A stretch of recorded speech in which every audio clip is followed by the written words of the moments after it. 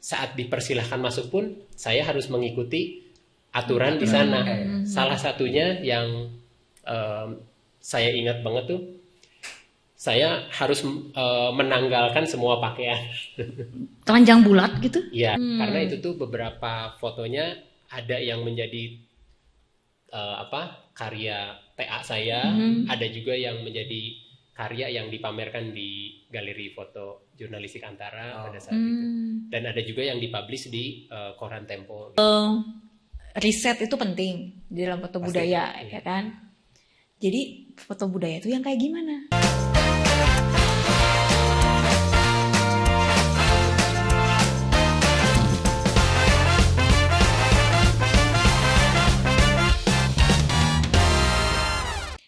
Halo, selamat siang semuanya, teman-teman semua.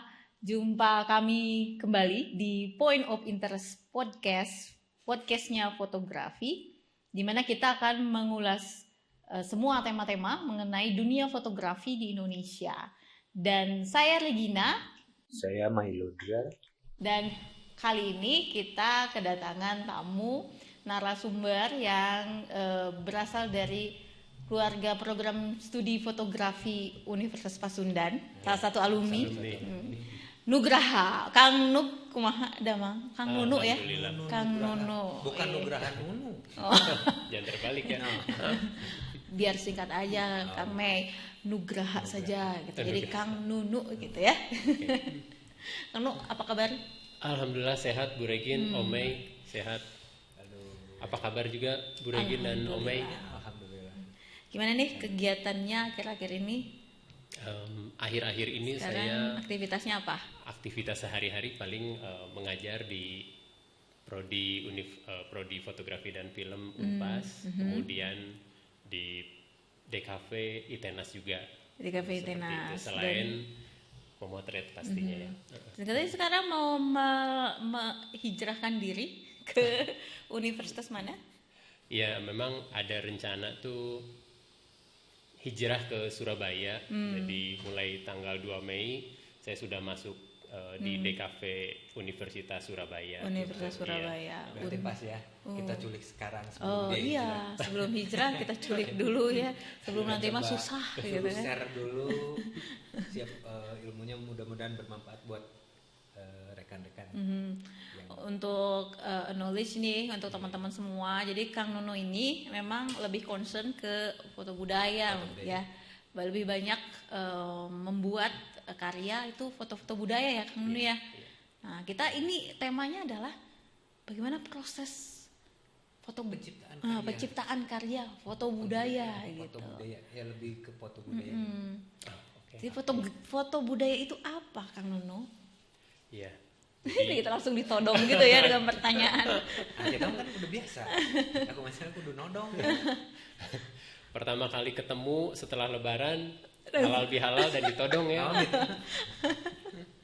Ya, jadi saya tuh sebetulnya mengawali ketertarikan fotografi itu secara tidak sengaja. 2003 tuh saya mulai dulu dari ranah film sebetulnya, sinematografi gitu. Pada saat SMA kelas 1. Tapi ya, film dokumenter, iya betul. Bukan, karena di fotografi juga berawalnya dari itu manualnya disebut orangnya. Film seluloid gitu ya. Bukan takut film ada seluloid ya. Salah. Oke. Jadi 2003 tuh mengawali dari sinematografi. Waktu itu kami masih kelas 1 SMA, kemudian ada tawaran membuat film dokumenter dari Indox, bekerja sama dengan Ford Foundation. Saat itu ada beberapa SMA di Bandung yang terlibat, salah satunya saya gitu. Nah, kemudian film ini menginspirasi saya bukan karena ceritanya menarik atau apa, enggak, tapi ternyata dalam suatu industri, dalam kegiatan pembuatan film ada kerjasama tim, kemudian ada komunikasi yang tidak hanya melibatkan saya sebagai kameramen atau pembuat gitu ya, tapi juga ada komunikasi yang harus terjalin antara saya dengan objeknya, dengan subjeknya gitu. teamwork ada di situ. Kemudian kita harus mengakomodir ataupun menampilkan apa kemauan dari promotornya juga saat itu. Seperti itu. Jadi bukan ke ranah teknisnya sebetulnya. Saya suka karena ada proses komunikasi di situ gitu. Pendekatannya sangat berbeda, seperti kita pengen tahu sesuatu. Nah, ini lebih ke arah pengen tahu banget, karena sebelum bikin karya selama itu proses keseluruhan 3 bulan. Tapi proses riset, kemudian pendalaman perkenalan dan lain-lain itu hampir 2,5 bulan. Jadi kalau syutingnya mah hanya setengah bulan sih sebetulnya. Yang lama prosesnya ya, risetnya sebelum memulai itu. Sebelum itu penting nggak sih itu, proses sampai kayaknya selama itu gitu kan, kayaknya tadi bilang cuma setengah bulan. Padahal karyanya cuma berapa menit gitu ya? Karyanya berapa menit waktu itu durasinya? 15 menit. 15 menit aja memakan waktu 2 bulan lah ya, 2 bulan lebih. Untuk proses ininya ya, risetnya gitu. Seberapa penting sih? Jadi riset ini untuk sebuah pengkaryaan gitu. Oke. Saat itu tuh pemilihan subjek utamanya, talentnya tuh yang mana sebetulnya. Jadi kita mengangkat film dokumenter tentang Bikers Brotherhood. Pada saat itu tuh ada beberapa kandidat, tapi salah satu yang eye catching banget adalah seorang anggota baru yang bergabung, dan dia tuh orang luar Bandung gitu tuh, dari Sumatera. Dia seneng motor-motoran, kemudian di Bandung senang berkomunitas. Nah, dia gabung ke Bikers Brotherhood. Yang kita ceritakan tuh proses membaurnya orang baru ke satu komunitas gitu. Ternyata apalagi dari luar ya. Betul, apalagi dari luar dengan culture yang berbeda seperti itu. Penting nggak sih riset untuk sebuah pengkaryaan, terutama yang digeluti Om Nu adalah lebih ke budaya ya, gitu kan. Penting nggak sih, dan sejauh mana kepentingan untuk riset itu gitu, untuk sebuah pengkaryaan, apalagi kalau video ya, kita kan bisa melihatnya hampir ya setengah jam, 1 jam gitu.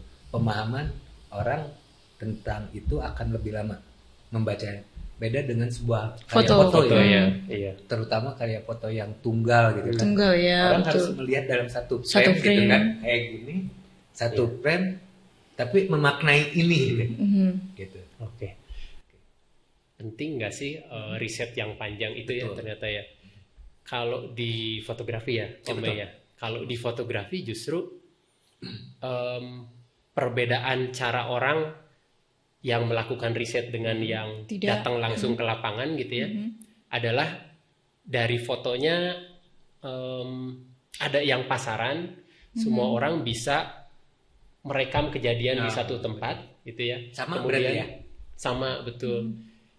Saya punya, Ibu Regin punya, Omei punya, sementara dia datang ke situ tanpa wawasan mendalam gitu. Dia hanya menyaksikan apa yang terlintas di depan kamera, terus mengabadikan momennya gitu ya. Sedangkan pada saat kita membaca, mencari tahu terlebih dahulu, kita tidak hanya menampilkan permukaan yang tampak gitu ya, tapi ada sesuatu yang menjadi kesakralan, sesuatu yang istimewa di tempat tersebut bisa kita rekam gitu ya.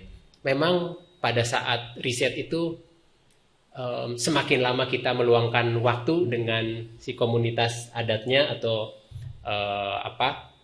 masyarakat setempat subjeknya gitu. Seperti itu ya, kan kita mendapat kepercayaan yang lebih dari mereka gitu ya. Nah, ketika mereka sudah percaya, bahkan sudah menganggap si fotografer ini tidak ada di tempat itu, mereka sudah tidak malu lagi, ekspresif ya, kemudian tidak ada informasi yang ditutupi gitu.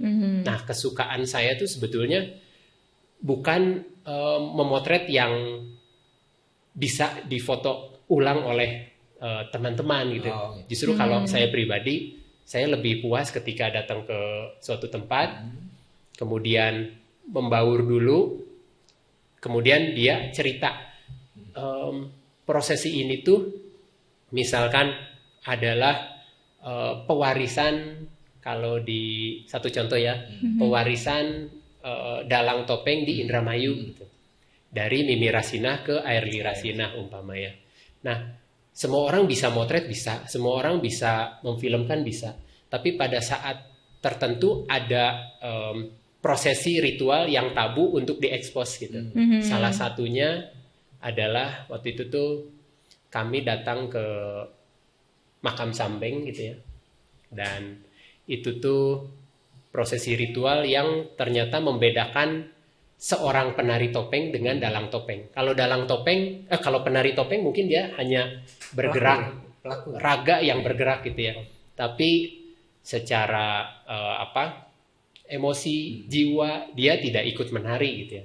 Sementara kalau dalang topeng, dia ada pantangan, ada ritual yang harus dilaksanakan terlebih dahulu sebelum dia menari. Misalnya puasa dengan metode tertentu, puasa berapa hari dan apa yang harus dimakan, apa yang boleh, apa yang tidak. Ada pantangan, ada kewajiban, ada tanggung jawab seperti itu.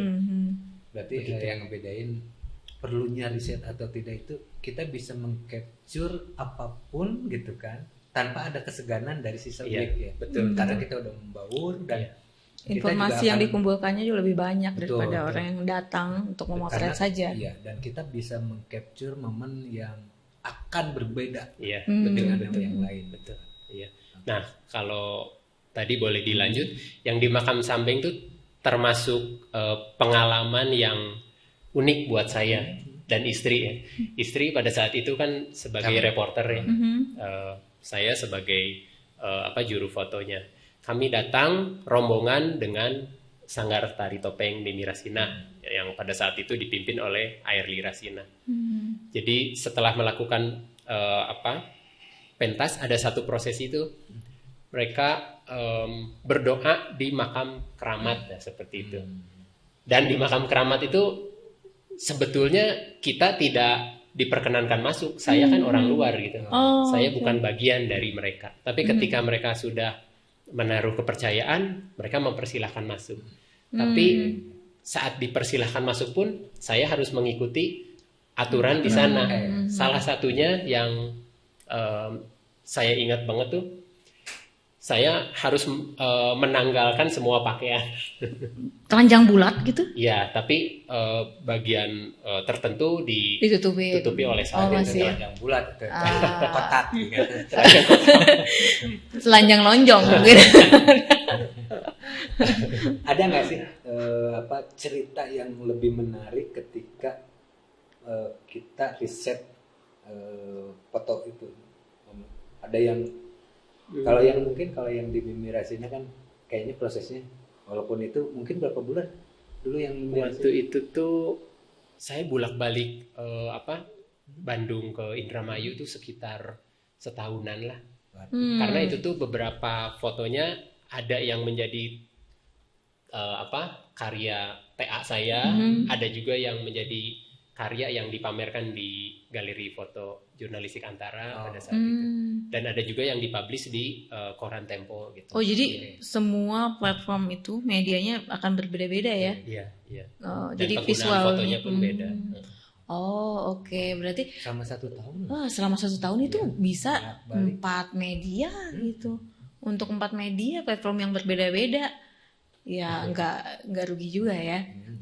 Riset panjang. Jadi riset itu penting di dalam foto budaya, ya kan? Jadi foto budaya itu yang kayak gimana? Kita bisa lihat ketertarikan kita tuh ke arah mana sebetulnya. Kalau kita bicara tentang konservatif, otomatis larinya ke sesuatu yang menjaga nilai tradisi gitu ya. Tapi pada saat kita memilih untuk lebih inovatif, bisa merekam kebudayaan baru seperti umpama akulturasi budaya K-pop dengan budaya di Indonesia seperti itu. Jadi dalam satu frame itu mengkontraskan dua budaya gitu. Betul, ya. Jadi tidak melulu sesuatu yang mengandung nilai tradisi lama gitu sebetulnya. Cara berpikir baru yang terlihat dari pakaian yang dikenakan, umpama anak-anak K-pop di Bandung itu pun bisa jadi objek yang menarik ya sebetulnya. Okay. Baik dalam foto ataupun dalam tulisan seperti itu.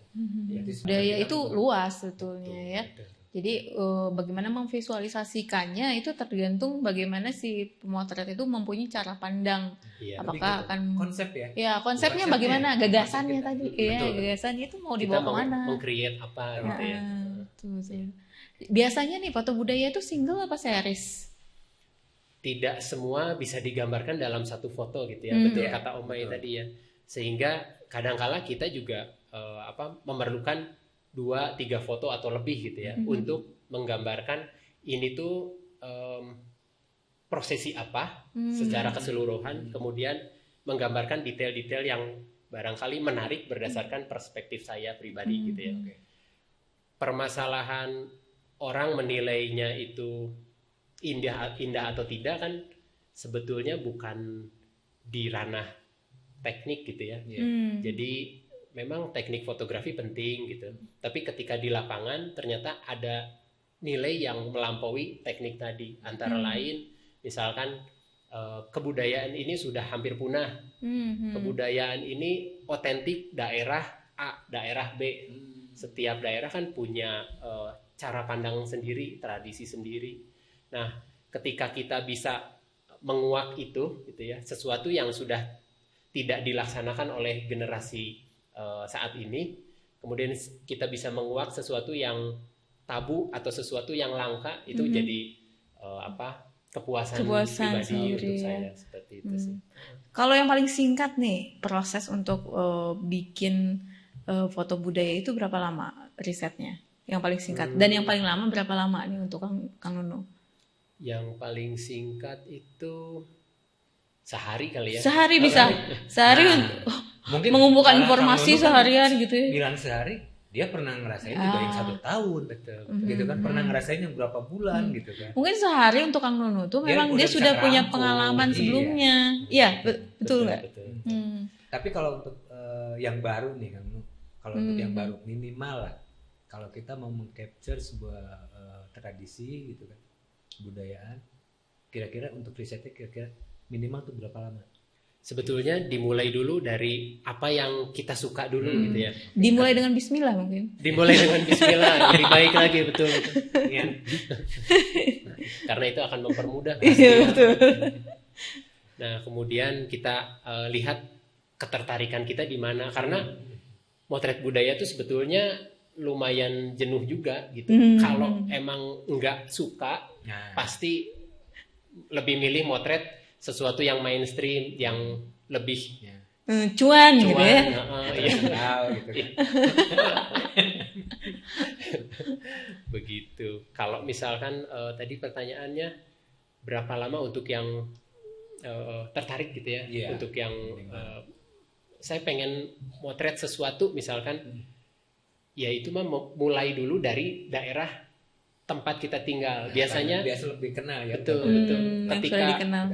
Ketika kita mengetahui ciri khas daerah kita gitu ya, walaupun itu membuat kita jenuh, tapi kita bisa mengetahui angle lain yang tidak terpikirkan oleh orang di luar sana gitu, seperti itu ya.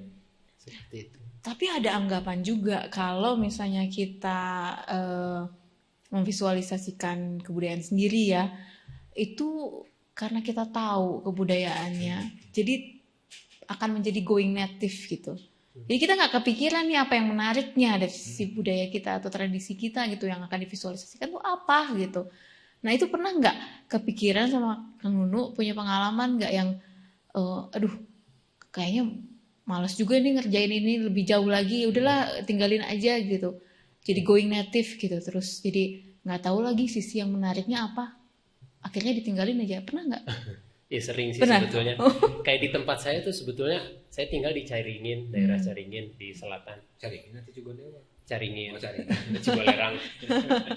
Di sana tuh sebetulnya ada nama daerahnya Blok Kupat gitu ya. Setahu saya ada fotografer ataupun peneliti yang datang ke daerah tersebut gitu ya. Di Cigondewa tuh dia bisa mengeksplorasi cara orang tersebut membuat bungkusan ketupat gitu ya. Karena itu tuh nama blognya Blog Cigondewa dan itu tuh ilmu yang diwariskan dari generasi-generasi sebelumnya. Nah, betul tadi kata Bu Regin, buat orang luar mungkin itu menarik. Saya pernah nemenin orang yang datang ke situ, kemudian dia bilang cara membalut makanannya berbeda dengan di Jawa Timur. Helai yang digunakan, kemudian kalau ukuran pun sama, bahan baku yang digunakan berbeda. Untuk dia menarik, tapi karena saya orang sana, jadi buat saya tidak terlalu menarik. Justru yang membuat saya menarik tuh ketika ada kebudayaan atau tradisi yang hampir punah dan itu tuh belum terjamah oleh terdokumentasi orang banyak gitu. Begitu. Walaupun hasil fotonya terkadang saya nggak tahu ini hasil foto ini tuh buat kemana, tapi minimal saya sudah memenuhi hasrat saya atau fotografi sebagai media aktualisasi diri saya. Fotografi sebagai media aktualisasi diri. Wah, ini akan jadi tema yang tersendiri nih. Berarti tidak selamanya yang apa yang kita tahu juga akan menarik untuk dibuat. Iya, betul kan? Iya. Tergantung kayaknya harus ada passion. Ya, harus ada punya gagasan yang dimulai dari passion kita gitu. Tertariknya mungkin karena ada faktor lain juga mungkin. Atau karena dulunya reporternya itu. Ada aspek nostalgia gitu ya. Ini Kang Nu, ini foto budaya nih ya.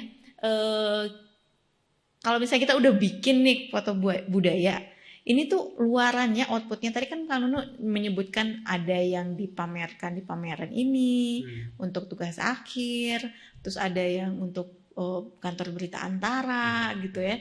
Terus kemana lagi nih biasanya luarannya untuk output dari foto budaya ini? Sebetulnya ini berkaitan dengan cara kita memanage file foto kita atau klise-klise kita saat itu ya. Klise ya? Karena saya memulainya di zaman manual ya. Ada pengalaman menarik Ibu sebetulnya. Jadi kalau nggak salah itu tahun 2007 Perhimpunan Amatir Foto tuh mengadakan pameran 1000 foto di Braga. Nah saat itu tuh saya memajang beberapa foto, antara lain foto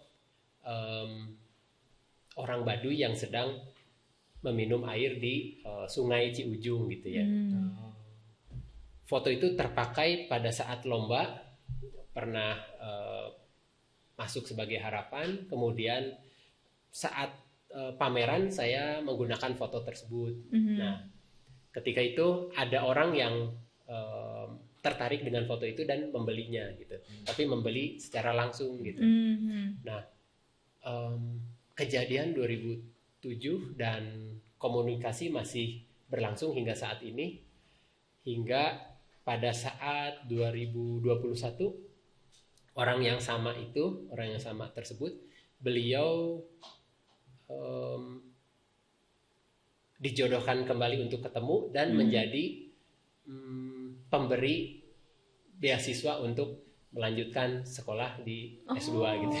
Berawal dari foto sebetulnya gitu. Kayak gitu. Iya. Foto membawa berkah. Foto membawa berkah.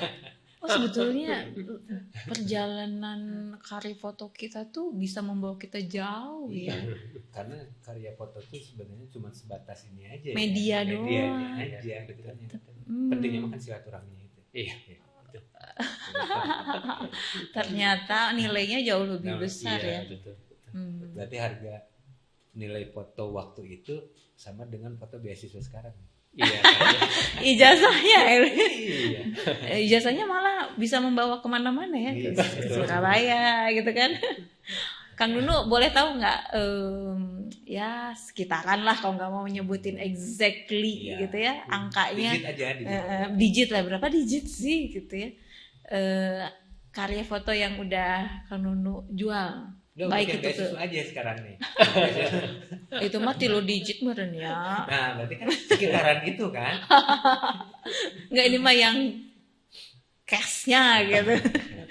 Justru kalau yang saya lebih puas ketika orangnya mengapresiasi seperti Bapak tadi. Gitu. Ya. Justru kalau diukur dalam nominal rasanya dengan ongkos bolak-balik, kemudian dengan waktu yang cukup lama yang saya luangkan buat ke satu tempat, nggak sebanding itu ya? Nggak sebanding sama keringet sama capeknya tuh gitu. Tapi ketika orang itu mau mengapresiasi gitu ya, ada teman dekat yang dia masih nyimpen jepretan saya awal-awal, kemudian ya salah satunya Pak Rahmadi gitu ya, masih membahas progres saya dari 0 sampai 1, mulai merangkak, mulai berjalan. Aduh, itu tuh sesuatu yang bikin saya adem lah gitu. Saya bisa tetap konsisten memotret itu karena ada orang-orang yang ternyata masih menyimpan dokumen-dokumen lama ataupun seperti clippingan koran. Waktu itu saya dapat WhatsApp dari Kang Imam Cahyadi dalam media. Itu tuh clipping koran yang menarasikan lomba foto Dago Festival kalau nggak salah tahun 2004 atau 2005 ya. Seperti itu. Orang masih pegang itu dan itu yang membakar semangat saya masih tetap motret gitu. Begitu sih. Iya ya, memang penghargaan orang-orang sekitar tuh bisa memberikan semangat. Betul. Mengembalikan mungkin ya. bisa habis dalam 1 hari. Betul. Tapi apresiasi itu akan selalu Jadi Kang Nunu kan pasti banyak teman-teman mahasiswa atau umum yang sedang belajar fotografi gitu ya, yang mungkin mulai menyukai atau tertarik kepada foto-foto budaya gitu. Mungkin ada motivasi nggak buat mereka? Atau mungkin tip and trick yang simpel tapi akan menghasilkan sesuatu yang bermanfaat. Dan sesuai. Yang pasti fotografi ini kan hanya sebuah tools gitu ya. Betul. Memang hanya sebuah alat, tapi ketika alat ini kita runcingin setiap hari, mau fotografi, mau film, mau itu animasi, ketika satu bidang ini kita dalami terus, kemudian kita menjadi dengan 10.000 jam terbang kita, secara teknis mungkin tidak jauh beda, tapi kalau boleh dianalogikan, ketika seorang pemahat dengan 10.000 jam terbang membuat satu karya gitu ya, ada istilahnya, ada keringat, ada daki yang tertinggal di situ dan menjadi jiwa si pengkarya tadi. Fotografi pun sama sebetulnya. Secara teknis mungkin tidak terlalu amazing, tidak terlalu berbeda dengan generasi sekarang buat gitu ya. Dengan HP semua udah bisa jadi bagus gitu. Tapi ketika wawasan kita, kemudian pengalaman kita sudah menyatu, bersetubuh dengan kamera lah ya istilahnya, itu fotonya akan memiliki otentik, sisi otentik berbeda, jiwa ya, meletakkan jiwa ke dalam karya itu ya, membutuhkan proses makanya, yang lama. Kalau kita lihat beberapa hasil karya maestro gitu ya, kadang kita pikir ini kok biasa aja, tapi sekali lewat, 2 kali lewat kok kita nggak bosen, nggak jenuh gitu ya, seperti itu. Lagu zaman dulu pun kan sama ya kayak gitu ya, ketika didengar berulang kali nggak bikin kita bosen gitu, seperti itu. Walaupun pendekatannya sangat sederhana gitu, tapi ada nilai yang melampaui sisi teknik tadi. Berarti segala sesuatu juga untuk menciptakan karya, terutama di fotografi, kita butuh riset. Butuh riset dan apa yang proses. akan kita capture gitu, momennya, terutama waktunya gitu kan. Kayak tempat mau udah jelas sebenarnya. Kemarin udah jelas gitu kan. Nah, jadi buat rekan-rekan juga atau yang menonton, ketika kita mau mengcapture sebuah karya foto, jangan lupa lah, minimal ya, kita mengenal dulu. Betul, pelajari terlebih dahulu, kita kumpas dulu apa yang akan kita capture, walaupun cuma sebentar. Misalkan kalau selama perjalanan ya apalagi sekarang dengan gadget yang yang informasi bisa gampang iya, gitu ya didapatkan. Mbah kan bisa langsung, Mbah saya mau kesini, apa sih tradisinya, gitu kan, minimal secara kasar lah ya, walaupun detailnya mungkin kita prosesnya harus lebih lama lagi. Iya. Kalau dulu kan zaman saya, zaman Omei, zaman Ibu Regin ya, literasi masih sedikit ya. Kalau saya mau hunting keluar kota itu biasanya saya berburu majalah foto media di Cikapundung dan perpustakaan ya, yang ada tulisan perpustakaan. Di sana cari referensi dan kemudian cari waktu terbaik memotret kapan. Betul. Gitu ya. Biasanya kita menganalisis dulu dari situ. Sementara kalau teman-teman muda sekarang dengan membuka YouTube semua sudah terupdate di situ. Tapi perbedaannya ketika kita datang ke lapangan, tidak semua informasi yang diberikan YouTube itu menjangkau apa yang terjadi di daerah tersebut. Biasanya orang yang datang hanya dalam waktu yang singkat mendapatkan hasil yang singkat gitu juga sih. Jadi gini lah, mungkin ada statement atau tip and trick gitu ya, motivasi untuk rekan-rekan yang nanti menonton. Jadi kan tadi terkait dengan proses, berarti apakah harus semangat terus sampai akhir gitu? Iya kan, karena panjang prosesnya. Yang pasti sih temukan sisi otentik di diri kita dulu, kemudian kita biaskan melalui karya kita. Seperti itu sih. Jadi, temukan sisi otentik kalian, lalu biaskan ke dalam karya kalian, dan itu akan menjadikan karya kalian itu lekang di atas waktu. Diri kita. Ya, betul. Nah, begitulah teman-teman semua. Jadi menarik ya obrolan kita mengenai foto budaya. Kita tadi sudah berbincang banyak dengan Kang Nunu. Terima kasih banyak loh Kang Nunu. Sama-sama. Udah meluangkan waktu dan berbagi dengan kita. Foto budaya ternyata tidak serta-merta memotret tradisi tertentu, budaya tertentu, tapi diperlukan juga riset dan gagasan yang mendalam dengan bagaimana cara memvisualisasikannya. Teman-teman semua tetap di Point of Interest karena kita akan mengupas banyak tema terkait dengan dunia fotografi di Indonesia dan ekosistemnya, dan jelajahi perspektifmu di Point.